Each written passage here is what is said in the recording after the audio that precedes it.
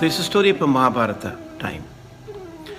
So it so happened that Krishna and Balram had to go from one town to another town, and they had to cross a deep forest. It was a dense forest. And during those times, as you can imagine, there was a lot of dangers. There could be demons, there could be monsters, there could be wild animals. So Krishna proposed to his brother Balram that we'll take turn. First I'll go to sleep, you watch over me, and then when you feel tired, you will sleep and I'll watch over you. And then Krishna fell asleep. And Balram started loitering around to watch his brother. And meanwhile, a big monster came in front of him. And the monster screamed at Balram. When the monster screamed at Balram, Balram shook. And Balram shrunk in size. And the monster became bigger than Balram. And the monster screamed once more. Balram again shrunk a little bit more. And the monster became even more bigger. And one third time, the monster screamed at his highest voice to Balram. And Balram almost fainted by chanting his brother's name, Krishna. And he fell down on the ground next to Krishna. And Krishna thought this is Balram's turn, without knowing that he was fainting, but he was sleeping. He thought he was sleeping, and it was his turn, and he started waking up and then started taking steps here and there around to watch his brother Balram.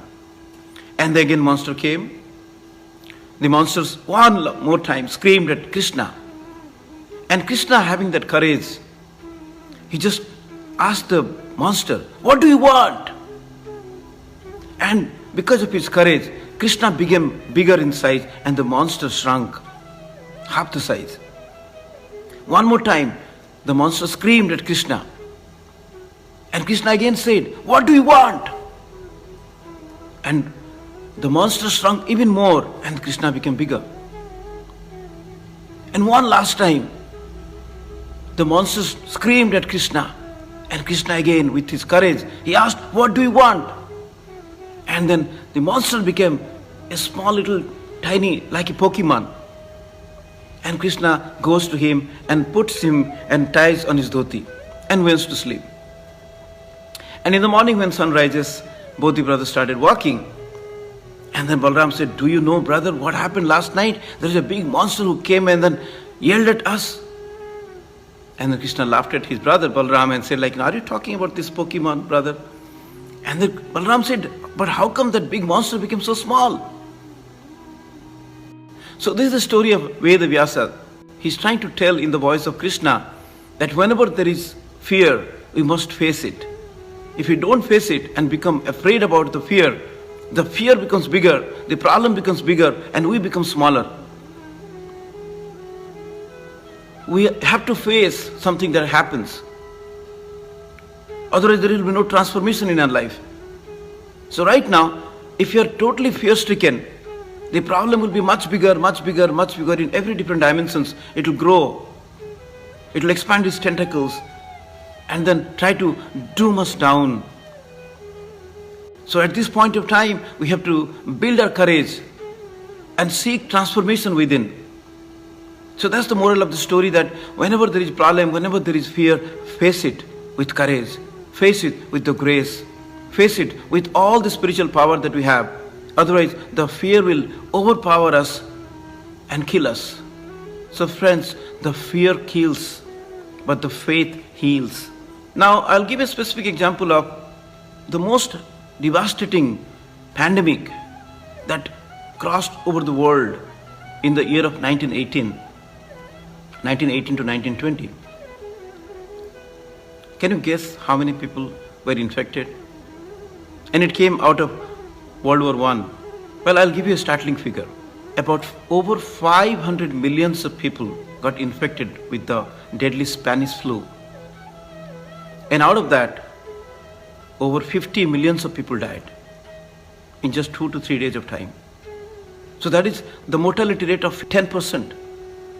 Now think about, in 1918, obviously there was less advantage of the science and technology, less advancement of science and technology.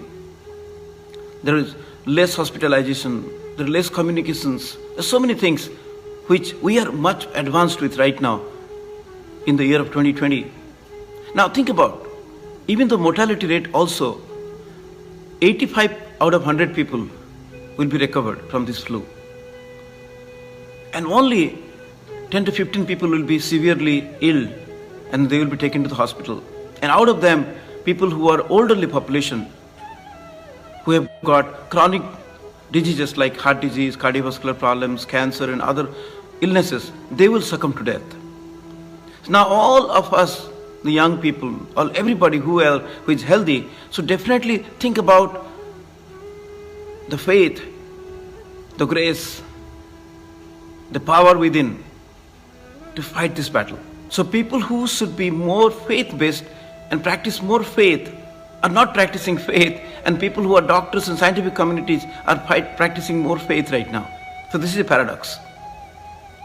So friends, we must come out of this juncture by collecting our collective wisdom. We must be together, just like Modi ji talked about. Precaution is one thing, but fear is not allowed. Fear can create a ground that can sustain this virus much deeper.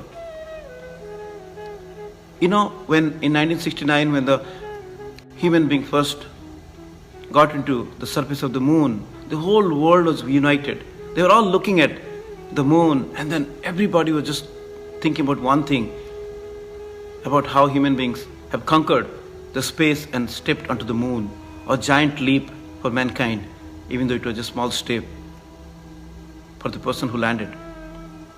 Now think about right now, a virus is collecting us together. That's what Modi ji talked about, like let's all the nations together, let's fight this battle together. So this is the opportunity of unity. We must think about how we can unite all our forces. Yesterday I was listening to CNN, and in New York there are so many cases, thousands of cases happening right now, but they are needing ventilators. So maybe some other country is producing more ventilators. Maybe we can get those. So this is the time to unite our help together and face this as a global problem and overcome this fear. Of course, we should take all the precaution that is told to us by social distancing, by washing your hands. But we have to always take it with our faith also. Science is one way, but otherwise, the amount of human spirit, the kind of human spirit is also a very powerful concept here.